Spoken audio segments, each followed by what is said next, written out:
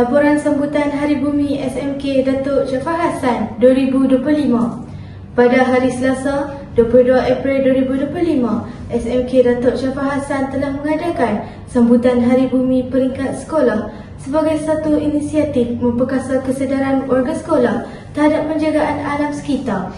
Program ini telah diketuai oleh penolong kanan kurikulum Cikgu Amal bin Hashim dengan pelibatan aktif daripada guru kanan, Cikgu Mazirah serta guru-guru penyayang iaitu Cikgu Amy, Cikgu Suhairi dan Cikgu Hayanora. Objektif utama sambutan ini adalah untuk menerapkan nilai cinta dan tanggungjawab terhadap alam semula jadi dalam kalangan pelajar. Selain memupuk amalan lestari demi menjamin kelangsungan hidup generasi akan datang. Antara aktiviti yang dijalankan termasuklah penanaman pokok yang menjadi simbol harapan masa depan bumi. 3 jenis pokok telah dipilih iaitu pokok amra, pokok lima dan pokok mertua yang masing-masing mempunyai nilai estetika dan manfaat ekosistem tersendiri. Aktiviti ini dilaksanakan dengan suasana santai dan penuh kegembiraan, memperlihatkan semangat kerjasama antara guru dan murid yang tinggi.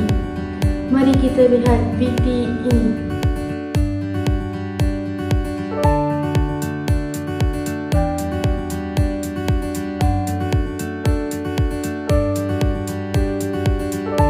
Satu, kenapa kita pilih lokasi ni? Seperti yang kita tahu, pokok mesti menjalankan proses fotosintesis. Jadi dia akan dapat keamatan cahaya yang tinggi dan suhu yang sesuai. Jadi pokok ni akan insya-Allah akan membesar dengan jayanya. Insya-Allah.